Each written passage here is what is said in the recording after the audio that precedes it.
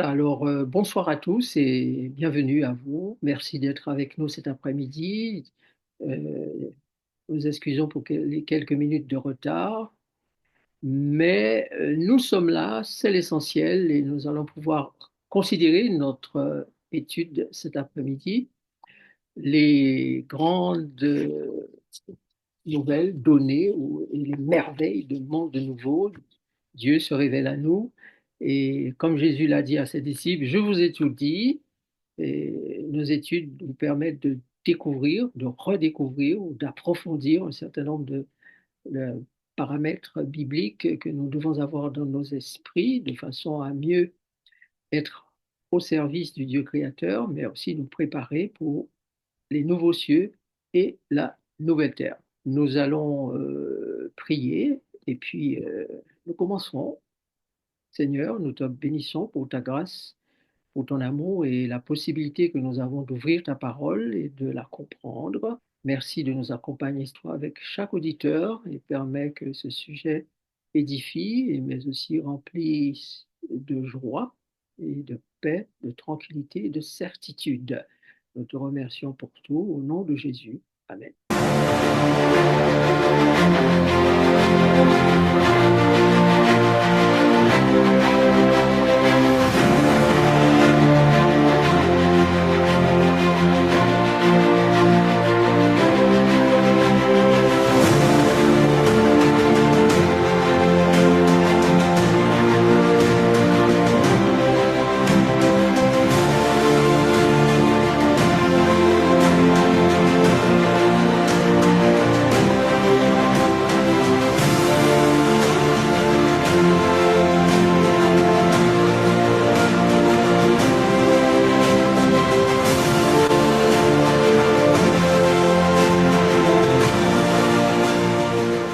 Bienvenue à vous, à ceux qui nous ont rejoints depuis le premier instant. Disons à ceux qui arrivent maintenant, bienvenue aussi.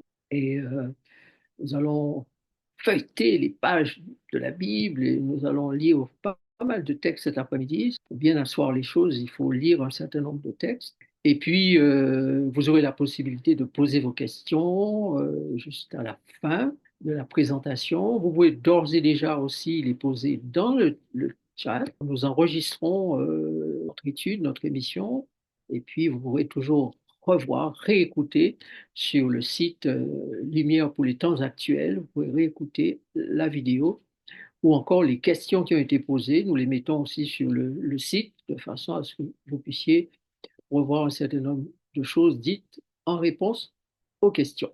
Ce monde dans lequel nous vivons ne va pas durer toujours. Les chrétiens le savent, les non-chrétiens le savent aussi, mais pas de la même manière.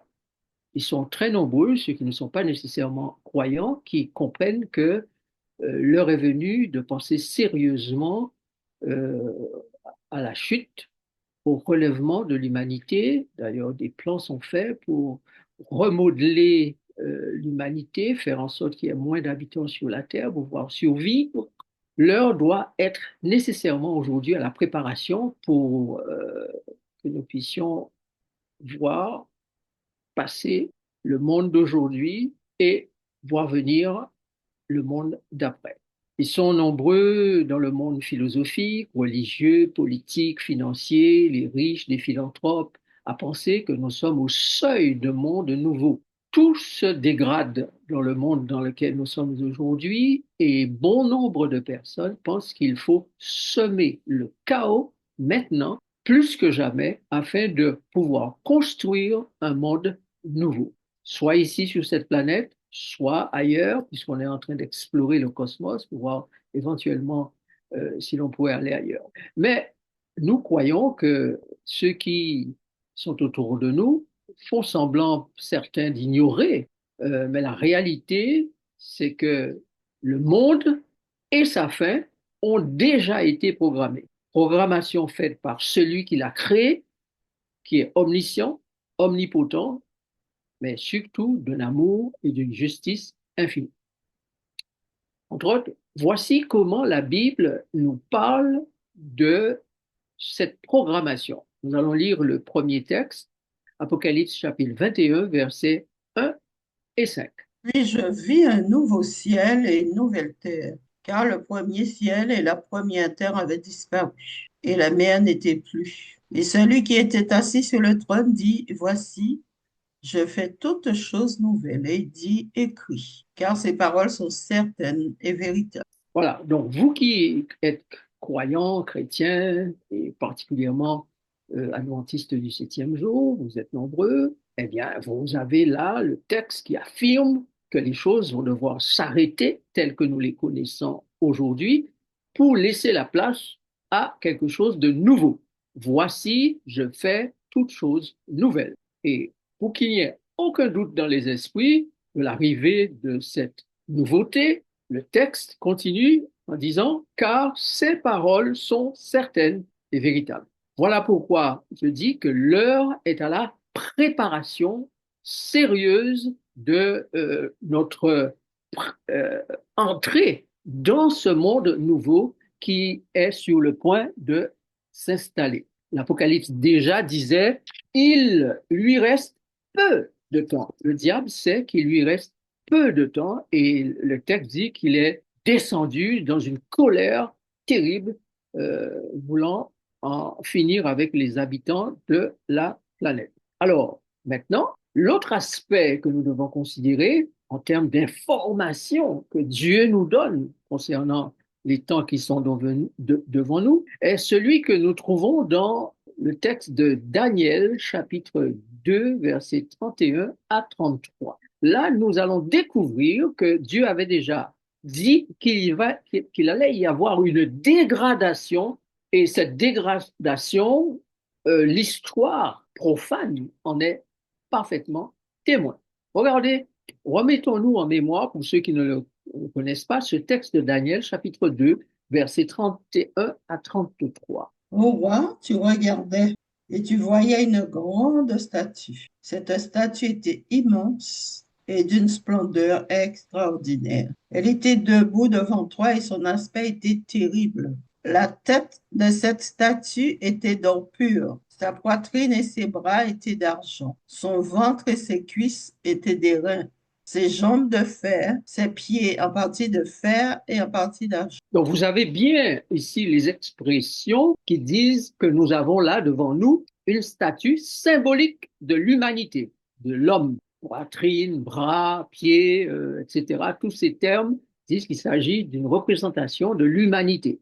Donc, on voit que de l'or à l'argile, à côté mélangé ou à côté du fer, avec le fer, il y a bien cette dégradation. Or, argent, airain, fer, argile, fer. Donc, il y a une dégradation des métaux. Les métaux n'ont pas la même valeur. Donc, déjà dans la présentation de cette statue, Dieu nous montrait qu'il y aurait une dégradation de l'humanité. Donc, de l'or à l'argile, au fer, de l'homme à l'image de Dieu à l'homme qui devient un loup pour l'homme, cruel, meurtrier. La dégradation est donc flagrante. L'homme actuellement est dans un état que l'on pourrait qualifier d'animal, un état charnel. Et il n'est pas étonnant qu'il soit aussi symbolisé dans le texte de Daniel et de l'Apocalypse par des bêtes. 7 têtes d'icônes, 4 bêtes de Daniel, chapitre 7, 2 dans Daniel, Apocalypse, pardon, chapitre 13. Donc, vous voyez qu'il y a une symbolique qui dit vraiment que l'homme est passé à l'état ou à une façon d'être, de faire les choses qui est similaire ou semblable à la manière d'agir, de réagir des bêtes. L'humanité jusqu'à la fin, donc, va connaître ce qui va être révélé par ce texte de Daniel, c'est-à-dire la domination, puisque chaque empire va être un empire avec un prince, un roi, un prince, un maître dominateur, ou encore l'humanité va se battre dans des guerres et elle sera divisée, scindée de partout, regroupée, race noire, race blanche, race indienne ou race chinoise ou autre. D'accord? Donc, le péché a emmené ce que Dieu savait déjà d'avance, domination, division. L'humanité, plus que cela, on peut dire, d'après une étude du livre de Daniel, on peut dire que l'humanité va suivre deux modes de fonctionnement. Quels sont-ils? D'abord, le mode bestial, comme la bête, et le mode charnel. D'ailleurs, dans le livre d'Ecclésiaste, chapitre 3, verset 18, il est dit, c'est l'Éternel qui parle, il dit, j'ai dit en mon cœur au sujet des fils de l'homme que Dieu les éprouverait et qu'eux-mêmes verraient qu'ils ne sont que des bêtes. Fin de citation. Quand on lit Somme 22, verset 13, et je cite, de nombreux taureaux sont autour de moi, des taureaux de Basan m'environnent. La prophétie symbolise les ennemis, les méchants, tous ceux qui vont participer à l'épreuve ou l'œuvre de méchanceté contre le Christ, et particulièrement lors de sa crucifixion, sont appelés taureaux, taureaux de Basan. Donc, bête. Maintenant, ce qui nous intéresse, c'est de voir comment nous passons de ce monde à l'autre, le monde des bêtes au monde des esprits. Car Jésus l'a bien dit, la chair ne sert de rien. Ce que je vous ai dit, les paroles que je vous ai dites, sont les paroles pour nourrir votre esprit et pour vous apporter la vie. Paul a dit que nous devons arrêter de marcher selon la chair, de nous conduire selon la chair, mais nous conduire selon l'esprit. Donc, il s'agit bien pour nous d'apprendre dès à présent à vivre avec la conviction que nous allons passer de ce monde qui vit de la chair selon la chair au monde qui vit de l'esprit selon l'esprit. C'est pour cela que Jésus est venu dans ce monde pour nous faire passer d'un monde à l'autre. Donc, chers amis, qu'est-ce qui caractérise ces bêtes? Pour que nous comprenions bien et que nous soyons en mesure de nous voir ou de ne pas nous voir parmi ces bêtes, il faudrait déjà savoir qu'est-ce qui les caractérise particulièrement. Quel est le comportement des bêtes humaines, je peux les appeler comme ça, exactement. L'homme animal, dit Paul, l'homme charnel, dit Paul, l'homme spirituel, c'est les trois catégories qu'il mentionne dans son livre, dans Corinthiens chapitre 2. Donc, nous aussi, nous devons bien cibler ce que sont ces bêtes en termes de caractère et nous dire, bien, ça j'ai encore chez moi, ça je n'ai plus, merci Seigneur, il me faut progresser dans tel ou tel domaine de faire, de penser, etc. Donc, le temps est venu de penser sérieusement à sa préparation de personnes qui passent du comportement de la bête au comportement de l'esprit et l'esprit qui vient de Dieu. Donc, jusqu'où aujourd'hui pouvons-nous voir aller l'homme animal? Nous allons vous passer quelques petites vidéos et vous allez considérer avec moi ce qui se passe aujourd'hui et qui donne bien un aperçu de l'état d'esprit des hommes sur la terre aujourd'hui. Regardez la première.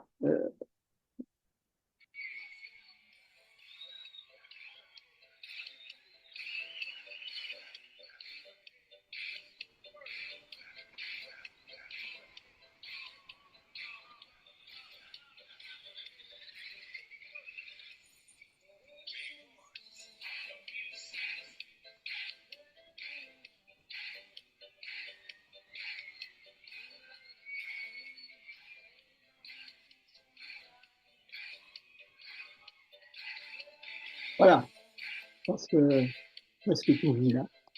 Voilà. Donc, qu'avez-vous remarqué? L'humain qui est sur le plateau se transforme en bête. Et tout le monde applaudit, certains sont effrayés, ont peur. Mais ça, c'est une symbolique extraordinaire. Pourquoi prendre plaisir à passer de son état d'être humain à un état de bête? Est-ce que ça peut constituer un talent? Parce que l'émission en question, c'est incroyable talent.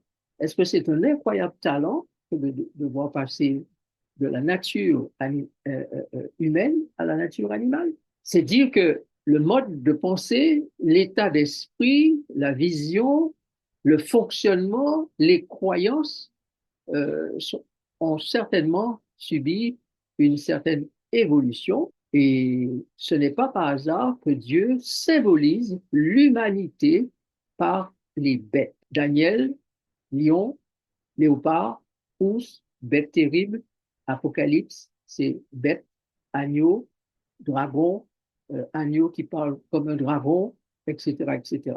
Donc Dieu, par ces images, veut bien nous faire comprendre qu'il y a un esprit dans lequel l'homme fonctionne et fonctionnera jusqu'à la fin, et qui sera un esprit qui s'apparente à la bête.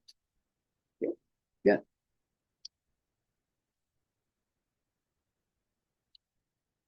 Maintenant, regardez Apocalypse chapitre 13, verset 2. Et là, nous allons approfondir le comportement de la bête. Oui, Apocalypse 13, verset 2. La bête que je vis était semblable à un léopard. Ses pieds étaient comme ceux de nous et sa gueule comme une gueule de lion. Le dragon lui donna sa puissance et son trône et une grande autorité. Donc, non seulement l'homme est symbolisé par la bête, mais la bête se place sous l'autorité du dragon, du diable, des démons. Et Jésus lui-même, lorsqu'il était le Fils de Dieu, le Fils de l'homme dans ce monde, dans Jean chapitre 8, 44, dit, vous avez pour père le diable. Donc, il attribue à l'humain, non seulement par les prophètes, la mentalité, la nature de la bête, mais il lui attribue aussi une nature satanique, diabolique. Vous avez pour père le diable. Donc le monde dans lequel nous vivons est un monde qui est esclave sous la domination du diable et il veille à ce que ces humains se comportent comme des bêtes. La sauvagerie, la cruauté, le meurtre, le sang versé, etc., etc. Cette nature-là ne peut pas éviter le royaume de Dieu. Donc, il va falloir que l'homme pense sérieusement, l'humain pense sérieusement à voir s'il n'y a pas un autre royaume qui va s'installer, un autre caractère qui va s'imposer et qui s'apparente ou qui est même à l'image de celui du Créateur, du Dieu Tout-Puissant. Car vivre dans un tel monde où il existe la violence, l'insécurité, la peur, les catastrophes, les inondations, les maladies, la souffrance, la mort, etc., qui veut rester dans ça toute sa vie. Donc, la possibilité nous est donnée à travers la parole de Dieu de croire qu'il y a un monde pur, un monde saint, un monde heureux, un monde plein d'amour, de justice, de paix, qui existe et qui va venir s'installer sur notre planète Terre au temps marqué. Voici quelques vidéos que vous pourrez visualiser de qui se passe sur la Terre en termes d'événements, de découvertes même, je dirais, et de mondes étranges, et puis de ce qui se passe concernant les jugements prévus par Dieu pour cette planète avant sa destruction finale. Ça commence par incendie. Voilà, ou dans la sirène. Voilà. Alors ici, vous avez une sirène, un animal, un être qui est mi-humain, mi-bête.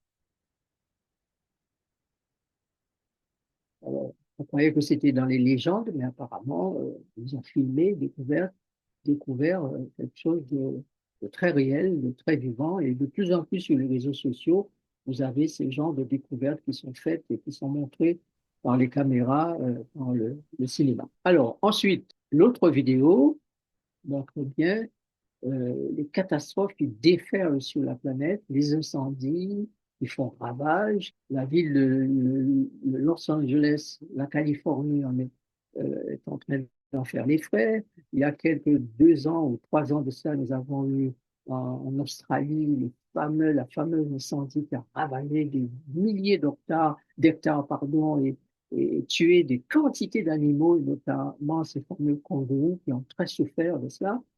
Euh, et les incendies, ravages au Canada, ravages en Amérique du Sud, incendies partout.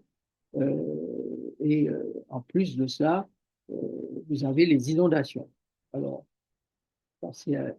regardez en Espagne, par exemple, il n'y a pas si longtemps, en fin d'année 2024, il y a eu plus de centaines de morts finalement avec ces inondations. Voilà. Donc, Le monde ne fait pas bon vivre, véritablement.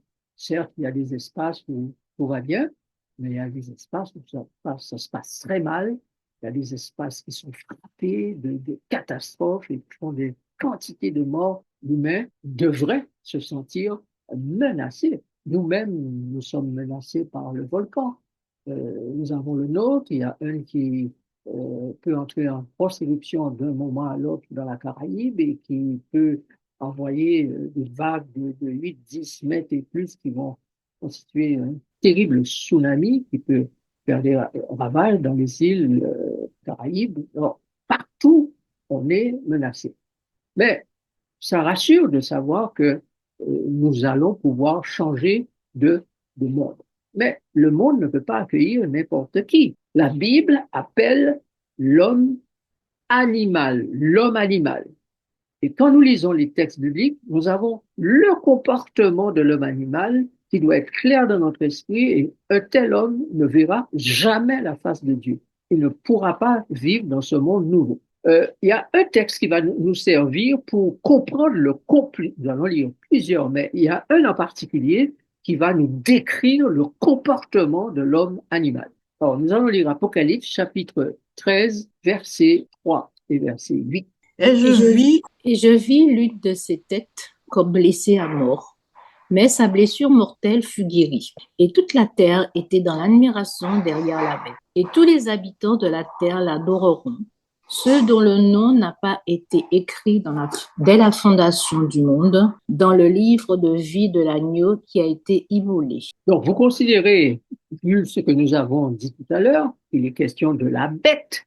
Et la bête, nous avons dit, ce sont des humains qui ont un comportement animalistique. La bête est blessée à mort.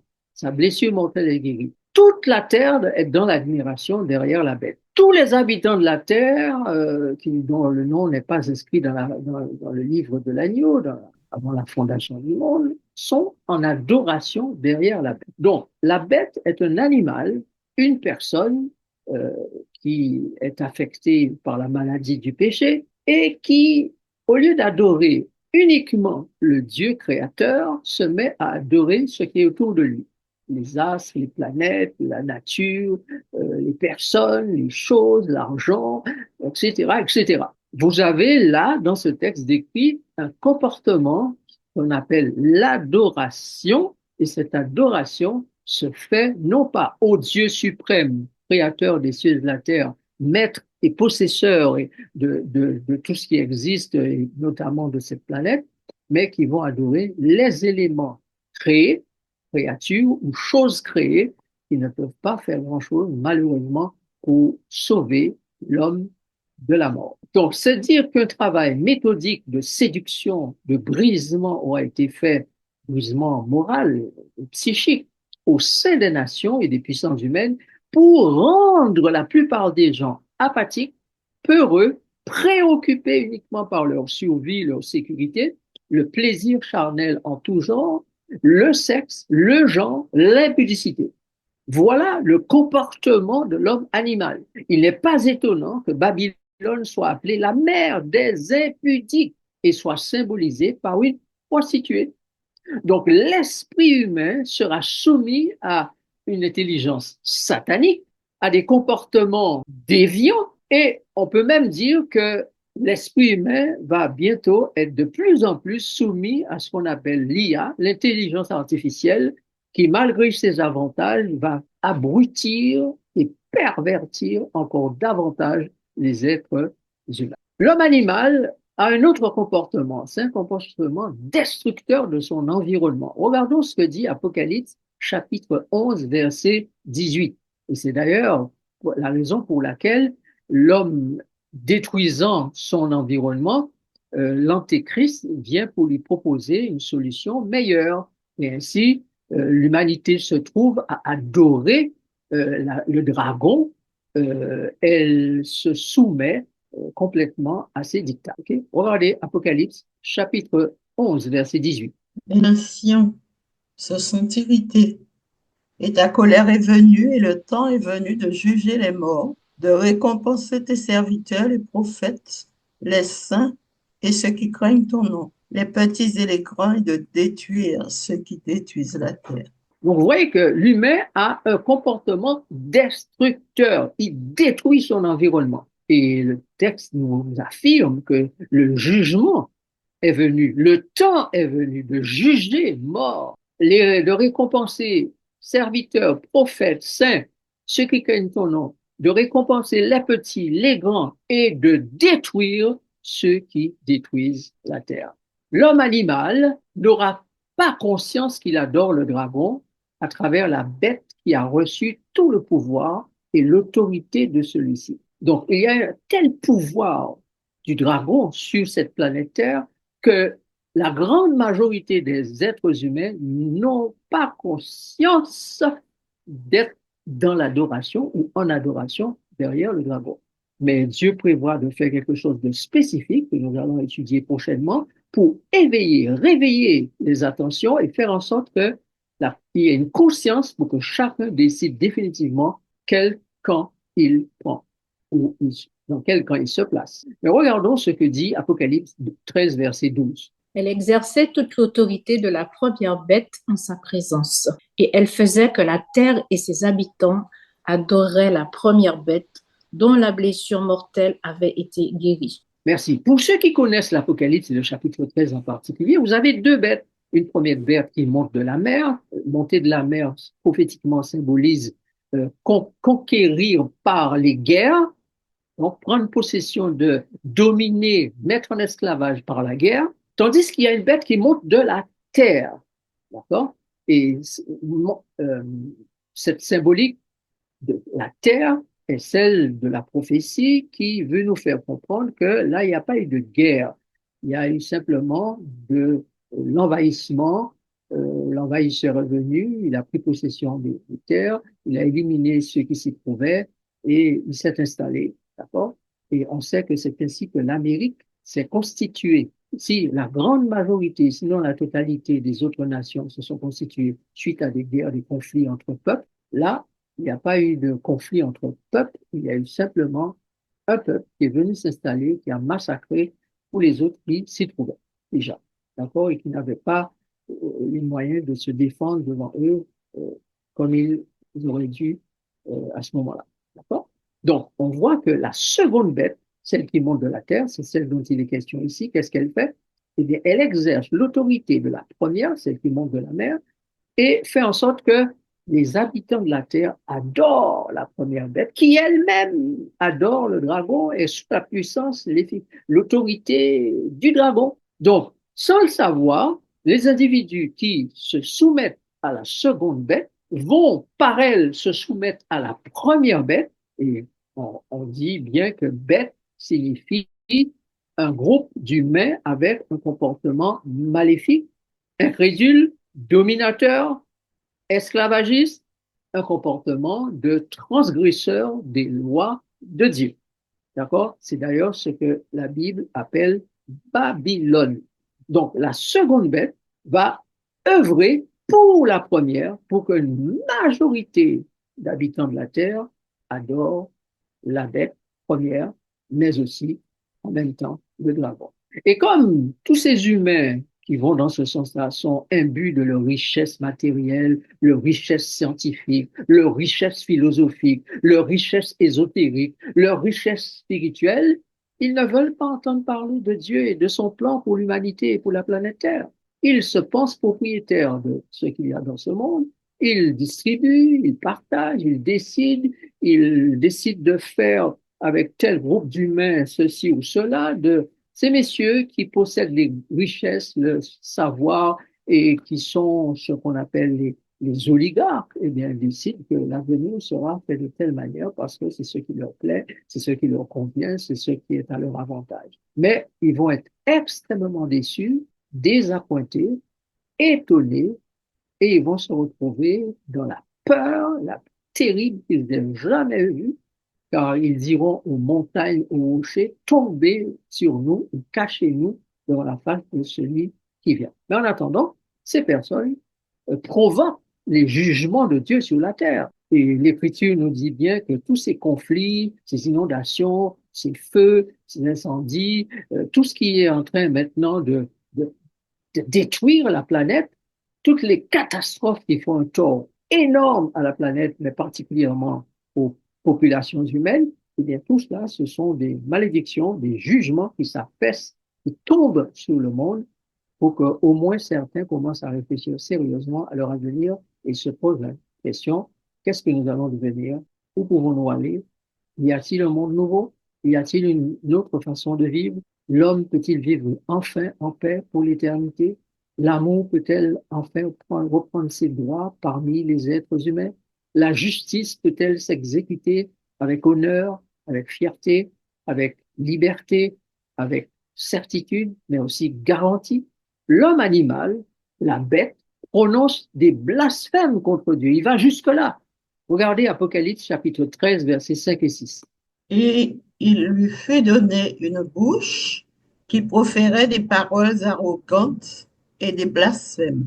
Et il lui fut donné le pouvoir d'agir pendant 42 mois. Et elle ouvrit sa bouche pour proférer des blasphèmes contre Dieu, pour blasphémer son nom et son tabernacle et ceux qui habitent dans le ciel. C'est clair. Voilà le comportement de l'homme animal.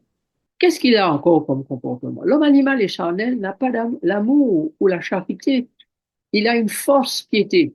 Regardons la description que l'Écriture fait de cet animal ou de cet homme animal. Premier texte, Matthieu chapitre 24, verset 12. C'est écrit différemment, mais on peut le lire. Et parce que l'iniquité se sera accrue, la charité du plus grand nombre se refroidira. Voilà, voilà le comportement de l'homme animal. Ensuite, 2 Timothée 5, versets 1 à 5. 2 Timothée 3, pardon. Sache que dans les derniers jours, il y aura des temps difficiles, car les hommes seront égoïstes, amis de l'argent, fanfarons, hautains, blasphémateurs, rebelles à leurs parents, ingrats, irreligieux, insensibles, déloyaux, calomniateurs, intempérants, cruels, ennemis des gens de bien, traîtres, emportés, enflés d'orgueil, aimant le plaisir plus que Dieu, ayant l'apparence de la piété, mais reniant ce qui en fait la force. Éloigne-toi de ces hommes. Alors, peut-on raisonnablement vouloir rester dans un monde pareil? Égoïsme, amis de l'argent, fanfarons, hautains, etc., insensibles, calomniateurs, déloyaux, cruels, emportés, enflés d'orgueil. Peut-on sagement, délibérément, raisonnablement vouloir rester dans un monde? Et s'il y a un créateur, je crois qu'il y en a un, et vous aussi, je le crois, eh bien, il ne peut pas laisser l'humanité éternellement dans des conditions pareilles. Et d'ailleurs, le conseil qu'il dit, en attendant que je vienne placer le monde de nouveau, le mettre en place, le créer, et recréer toutes choses, éloigne-toi de ces hommes-là, car leur destinée, c'est le lac de feu. Voilà, voici ce que dit Apocalypse 19, verset 20. L'homme animal et charnel est destiné à l'étang de feu. Apocalypse 19, verset 20. Regardons, lisons ensemble. Oui, et la bête fut prise, et avec elle le faux prophète qui avait fait devant elle les prodiges par lesquels il avait séduit ceux qui avaient pris la marque, pardon, de la bête, et adoré son image. Ils furent tous les deux jetés vivants dans les temps ardents de feu et de soufre. Alors, chers amis, il va falloir nécessairement que nous mettions de plus en plus notre cerveau, notre esprit au service de la cause divine qui va créer des nouveaux cieux et une nouvelle terre. Les énergies humaines des croyants doivent être dépensées actuellement en préparation au monde nouveau. Les grandes données et merveilles de ce monde nous ont été décrites par les prophètes. Nous n'allons pas tout lire cet après-midi, mais le livre du prophète Ésaïe en particulier nous donne pas mal de ces données et nous décrit pas mal de ces merveilles du monde nouveau. Lisons quelques textes pour terminer. D'ailleurs, d'abord, Ésaïe 65, verset 17. Car je vais créer de nouveaux cieux et une nouvelle terre. On ne se rappellera plus les choses passées, elles ne redeviendront plus à l'esprit. Voilà. Alors, mes amis, si vous dormez, réveillez-vous, prêtez attention, car ce que je vais dire maintenant est extrêmement important. Lors de la plupart des services funéraires, on entend les pasteurs, les prédicateurs de quelque religion chrétienne qu'elle soit, donner un espoir aux gens de revoir leurs proches. Ce n'est pas tout à fait vrai.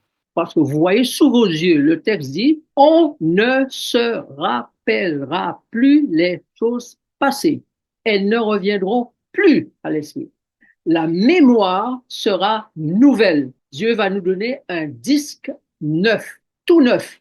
Il va effacer le passé. Certains disent, ouais, mais on va voir les marques dans les mains. Du coup, bien sûr, vous allez voir les mains parce que vous avez des yeux. Et vous saurez qu'il s'est passé quelque chose qui a amené le Christ à avoir ces marques.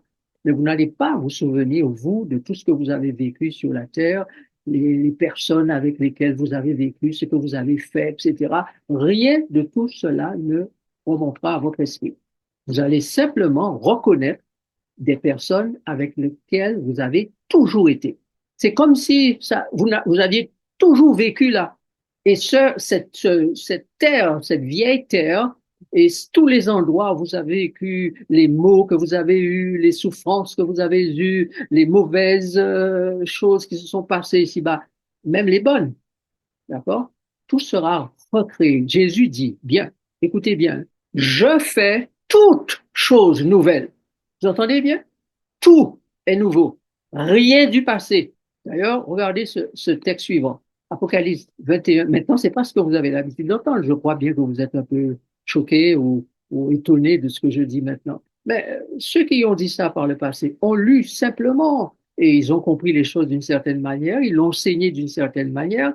Mais maintenant que l'Esprit de Dieu veut donner l'intelligence, parce que je vous ai souvent répété que Dieu dit à Daniel, ces choses-là, vous n'allez les comprendre que quand vous parvenez à la toute fin, après les 1335 jours, Dieu va vous donner l'intelligence des choses et vous allez pouvoir enseigner la justice à la multitude. Donc, ce n'était pas prévu par Dieu que nous ayons la compréhension de toutes ces choses avant. Mais maintenant, il veut nous les donner. D'ailleurs, c'est pour ça, pour ceux qui lisent bien et aiment bien l'auteur Ellen White, dit qu'il va falloir beaucoup désapprendre et beaucoup réapprendre. Quand il va falloir aller au fond des choses. Et les choses qu'on avait dites simplement avant, il va falloir les recadrer pour lire ce que dit vraiment la parole et comprendre. Je vis un nouveau ciel et une nouvelle terre. C'est pas la même. Le premier ciel et la première terre disparu. La mer, plus. Alors, c'est nouveau, c'est pas nouveau. C'est un recommencement ou c'est pas un recommencement? Alors, pourquoi on veut ramener les choses du passé dans le nouveau, dans le présent à venir? On ne pourra rien ramener. Tout chose nouvelle. Donc, il y aura un peuple nouveau, une nouvelle Jérusalem. Et la Jérusalem, vous savez que c'est l'ensemble des sauvés de tous les temps. Ça veut dire tous les êtres humains qui vont être sauvés seront nouveaux. Mais avant les nouveaux cieux et la nouvelle terre, il y aura un nouveau peuple et une nouvelle cité à imaginer, à accepter, dont on doit comprendre le fonctionnement, les valeurs. Regardez bien la suite des textes bibliques et là, prêtons un petit peu attention aux mots qui sont employés pour comprendre ce que Dieu est en train de nous dire et quelles sont les révélations qu'il nous fait concernant ce nouveau monde. D'abord, Ésaïe 65, verset 18. Réjouissez-vous plutôt et soyez à toujours dans l'allégresse à cause de ce que je vais créer, car je vais créer Jérusalem pour l'allégresse et son peuple pour la joie. Donc, vous voyez bien que Dieu dit qu'on va devoir et qu'on a tout intérêt à se réjouir. Pourquoi se réjouir? Et se réjouir pour toujours. Parce qu'il va créer. Qu'est-ce qu'il va créer? Jérusalem, c'est-à-dire le peuple, l'épouse du Christ, n'est-ce pas? Il va la créer. Et il va la créer pour qu'elle soit toujours dans l'allégresse. Donc, à partir du moment qu'il y aura ce nouveau monde, ce nouveau peuple, ce sera une joie permanente. Joie permanente. Rien qui va venir rappeler le passé et troubler la joie du peuple de Dieu, l'allégresse du peuple de Dieu. L'Écriture poursuit en disant, pour bien confirmer ça, regardez la suite. Ésaïe 66, versets 10 à 11. Alors, je dis oui. Réjouissez-vous avec Jérusalem. Faites d'elle le sujet de votre allégresse, vous tous qui l'aimez. Tressaillez avec elle de joie, vous tous qui menez deuil sur elle, afin que vous soyez nourris et rassasiés du lait de ses consolations, afin que vous savouriez avec bonheur la plénitude de sa gloire.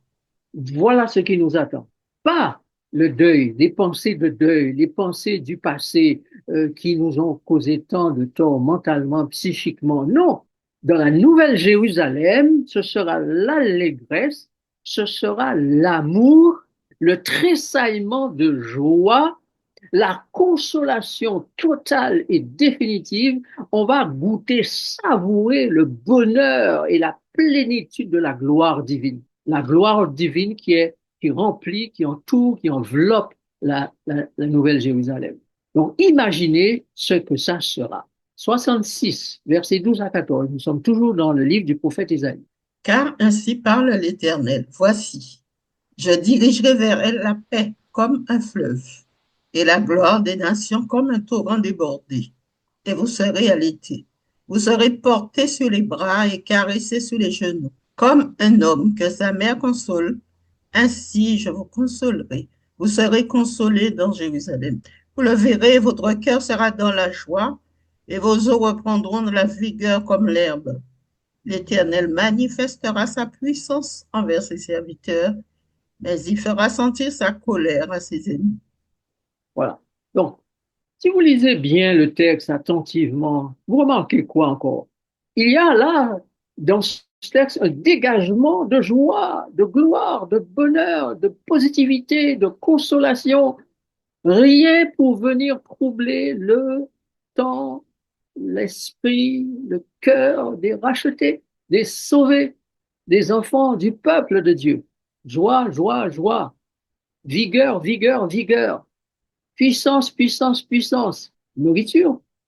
La Bible, le texte dit vous serez allaités, c'est-à-dire que vous serez nourris et même cajolés, portés sur les bras, caressés sur les genoux, etc., etc. Tout ça, ce sont des expressions qui disent comment nous allons être bien, heureux, vivre dans la paix. Voici, je dirigerai, pardon, vers elle, la paix comme un fleuve, ce sera un fleuve de paix.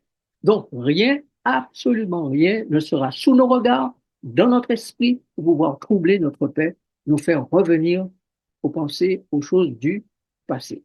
Nous allons être remplis d'amour pour des gens que nous allons reconnaître, d'ailleurs, comme ils ont toujours été avec nous, ce sont des frères, des collègues, euh, des gens que nous avons côtoyés, des enfants, parents, amis, je ne sais pas comment les appeler, mais rien dans ces personnes ne nous reportera dans le passé.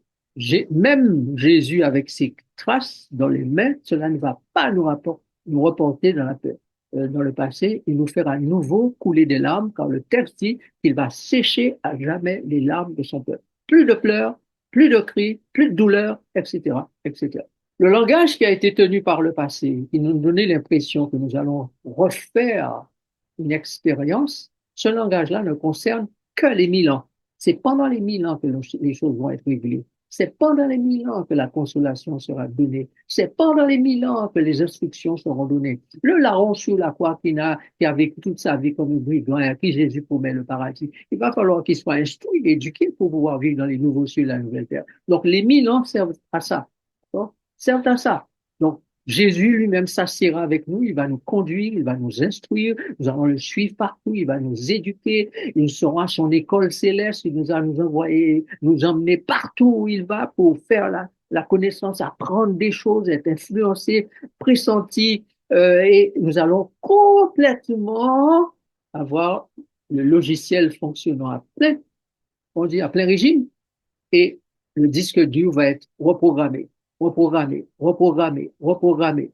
1000 ans de reprogrammation du disque dur pour que quand les nouveaux cieux et la nouvelle terre seront créés, il y ait là des créatures qui ne connaissent rien de tout ce que cette terre passée a vécu et qui sont là comme des nouveau-nés, de nouvelles créatures avec un esprit nouveau et un cœur nouveau. Et Dieu le confirme. Regardez ce qu'il dit ici. Il le dit avec une image qui est extraordinaire. Regardez bien. Ésaïe 66, versets 8 à 9. Qui a Qui a jamais, jamais, qui a vas-y, jamais entendu pareille chose? Qui a jamais vu rien de semblable? Un pays peut-il naître en un jour? Une nation est-elle enfantée d'un seul coup? À peine en travail, Sion a enfanté ses fils. Ouvrirai-je le sein maternel? pour ne pas laisser enfanter, dit l'Éternel.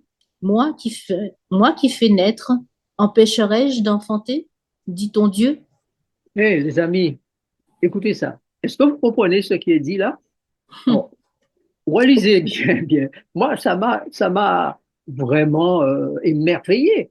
Dieu dit, qui a jamais entendu parler pareille chose? Qui a jamais vu rien de semblable? Un pays naître en un jour. Or, la Bible dit, un jour pour Dieu, c'est comme quoi? 1000 ans. Donc, en 1000 ans, équivalent à un jour, Dieu va faire naître une nation nouvelle, enfanter une nation d'un seul coup. Et il dit, Sion a enfanté ses fils à peine en travail. Elle n'avait pas commencé d'être en travail qu'elle a accouché. Elle a accouché d'une nation nouvelle. Et l'Éternel dit, moi l'Éternel, est-ce que je vais ouvrir le sein maternel pour ne pas laisser enfanter? Non, je ne peux pas faire ça. Je suis celui qui fait naître. Et je ferai naître une nation nouvelle. En peu de temps, 1000 ans, un jour. Voilà ce que dit l'Écriture. Mais lorsque les choses ne sont pas lues dans leur totalité, leur globalité correctement, on va prendre un texte, on va déduire une doctrine, on va faire un enseignement qui souvent n'est pas équilibré et qui donne une impression qui n'est pas la bonne. D'accord? Mais Dieu dit, c'est pas grave, c'est pas ce qui est important. C'est moi l'Éternel qui vais faire. Donc, Dieu se promet de faire de toi un être nouveau. Si tu crois, tu as la vie éternelle. Si tu crois, tu naîtras en tant que fils de Dieu. Et Dieu fera le travail qu'il doit faire en toi pour que tu vives avec lui pendant l'éternité. Il fera un travail avec Sion. C'est pendant ce temps où nous vivons. C'est Sion qui est la première. C'est Sion qui est premier. Les premiers seront les derniers seront les premiers. Donc maintenant, depuis 1844 jusqu'à la fin du temps, Dieu prépare le peuple de Sion. Et Sion va enfanter. C'est-à-dire qu'après Sion, c'est-à-dire les prémices, viendront la moisson, les enfants, les fils enfantés par Sion.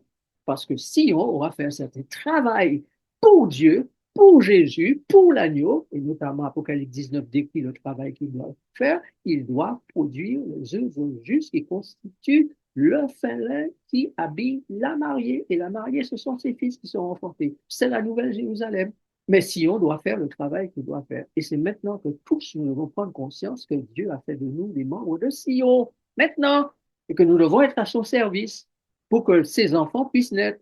Car on n'a jamais vu de moisson venir après, avant d'avoir vu les prémices. On n'a jamais vu de femme enfantée sans avoir été en grossesse. 9 mois, un jour, dit Dieu, pour créer une nation nouvelle. Vous comprenez? Bon, il y a plein de choses à dire encore, mais il faut terminer. Les 144 000 peuples de Sion constituent donc l'équipe choc de Dieu pour que la moisson, pas le moisson, mais la moisson et la construction de la Nouvelle Jérusalem aient lieu. Les fils soient enfantés. Regardez ce que dit l'Écriture. Nous terminons avec ce texte. Abdias, Joël d'abord, chapitre 2, verset 32. Alors quiconque invoquera le nom de l'Éternel sera sauvé. Le salut sera sur la montagne de Sion et à Jérusalem, comme a dit l'Éternel, et parmi les réchappés que l'Éternel appellera. Vous voyez, il y a une certaine réaction que souvent beaucoup ont. C'est que dès qu'ils entendent quelque chose qu'ils n'ont pas l'habitude d'entendre, ils se brusquent, ils se rétractent. Ah ouais, quand même, c'est qu'on dit là, pas ça. On n'a pas l'habitude d'entendre ça, c'est pas ce qu'on nous a enseigné. Les amis, vous avez vu que tout ce que je vous ai dit tout à l'heure est écrit, mais parce que ça n'a pas été compris comme ça devrait être compris. Si jamais ce que je dis cet après-midi vous choque, prenez le temps d'ouvrir la Bible personnellement, sous la direction de l'Esprit, étudiez-la et comprenez ce que Dieu est en train de nous dire. Je vous rappelle que l'Écriture dit clairement que ce qui a été écrit dans le passé a été écrit pour nous servir d'exemple et d'instruction à nous qui sommes parvenus à la fin des siècles. Donc, toutes les images de l'Ancien Testament, la grande majorité des images, sont destinées à nous faire comprendre ce qui arrivera entre 1844 particulièrement et le retour de Jésus. Et une partie entre la naissance du Christ et 1844. Toute la Bible, l'Ancien Testament, c'est pour enseigner ce qui va de Jésus à la fin des temps, et particulièrement de 1844 à la fin. Et ces choses-là ne sont comprises que graduellement. Elles ont commencé à être comprises entre Jésus et 1844.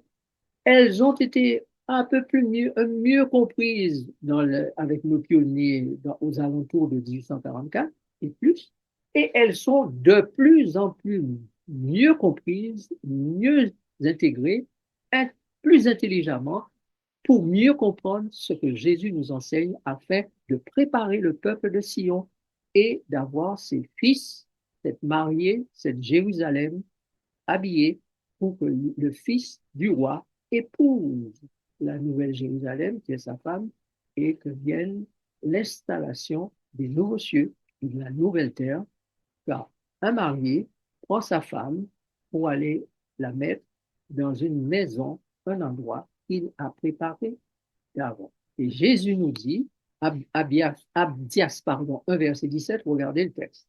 Mais le salut sera sur la montagne de Sion. Elle sera sainte et la maison de Jacob reprendra ses possessions. Vous voyez où sera le salut? Sur la montagne de Sion. Et vous avez dit Sur la montagne de Sion. Vous avez vu que tout à l'heure, c'est Sion qui enfante les fils. Et la symbolique, c'est quelque chose de bien spécifique que nous devons comprendre. C'est la même symbolique quand on parle des prémices et de la moisson. Il faut d'abord un utérus, il faut une fécondation, puis un certain temps de croissance, puis l'accouchement et la naissance des fils. Donc, lorsque Sion sera prête, les fils de Jacob, la maison de Jacob sera mise en place et Jacob va reprendre ses possessions. Pourquoi est-il dit ce qui est dit en Apocalypse 14, verset 1er, où se tiennent les 144 000? Regardez Apocalypse, lisons Apocalypse 14, verset 1. Je regardai, et voici l'agneau se tenait sur la montagne de Sion, et avec lui 144 000 personnes, qui avaient son nom et le nom de son père écrit sur leur front. Quel est le point central? Une fois de plus, Sion, montagne de Sion. Et cela est répété, répété, répété, répété dans les textes de Jérémie, d'Ésaïe, d'Ézéchiel, etc., etc. Dans les psaumes, c'est répété, etc. de fois, pour que nous puissions bien comprendre qu'à partir de 1844, Dieu prépare le peuple de Sion pour pouvoir enfin faire la grande moisson de ses fils, de ses filles, pour que la nouvelle Jérusalem soit prête et que Jésus revienne la chercher après avoir scellé le mariage. Mais là, je dis ça comme ça parce que moi, j'ai compris plein de choses, mais peut-être que vous n'êtes pas encore à ce stade et vous ne comprenez pas. Prenez la Bible, lisez tout ce que vous avez à lire concernant Sion. Prenez votre concordance, regardez le mot Sion, tout ce que ça vous dit sur le texte, le mot Sion. Essayez de comprendre. Le Saint-Esprit va vous donner l'intelligence pour comprendre.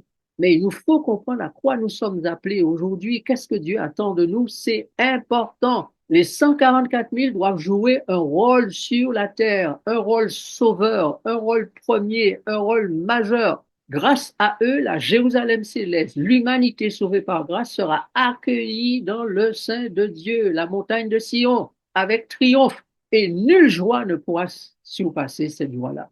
Voyez-vous, chers amis, Dieu aura fait un coup double, voire coup triple. Il aura rétabli son lieu de résidence, rétabli l'adoration par les esprits, par les anges. Il n'y aura plus d'anges déchus, trahis. Tous les anges maintenant seront fidèles dans l'adoration. Il aura fourni de vrais adorateurs, le peuple de Sion, n'est-ce pas? Il aura sauvé l'humanité déchue, les enfants, les fils de Sion, n'est-ce pas? La moisson sera grande, belle, extraordinaire.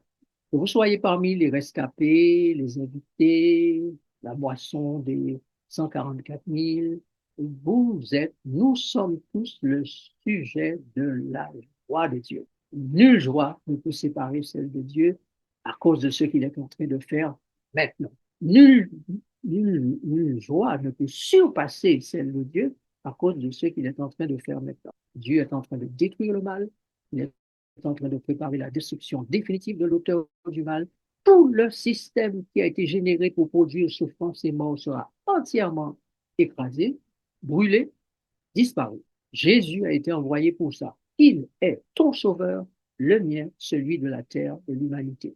Et voilà pourquoi la promesse d'Ésaïe 35, verset 10 est faite. Je cite, les rachetés de l'Éternel retourneront, ils iront à Sion avec chant de triomphe et une joie éternelle couronnera leur tête.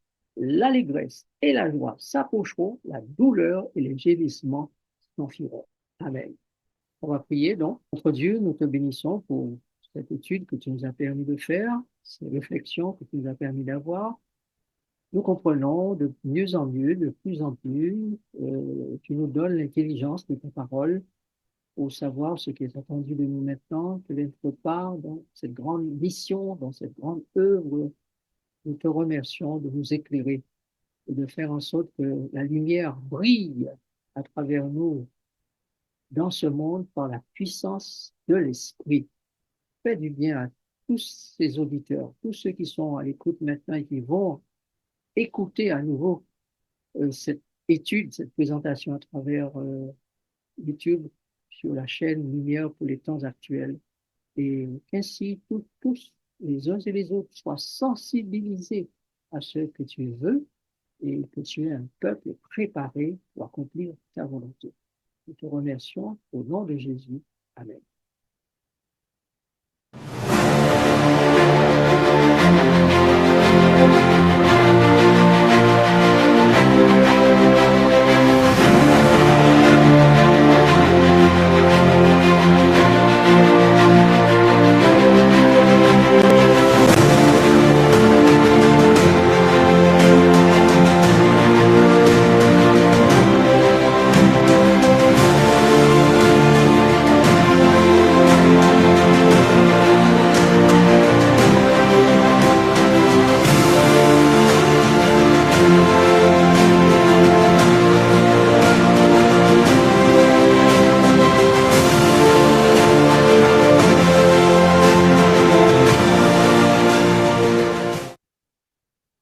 Voilà, merci à tous d'avoir été parmi nous cet après-midi. Votre présence est du réconfort pour nous. Merci d'inviter d'autres à participer à ces études. Deuxième et quatrième mardi du mois, ainsi que le troisième samedi du mois. Nous sommes ensemble 6h30 ou 18h30 le mardi et 15h le samedi.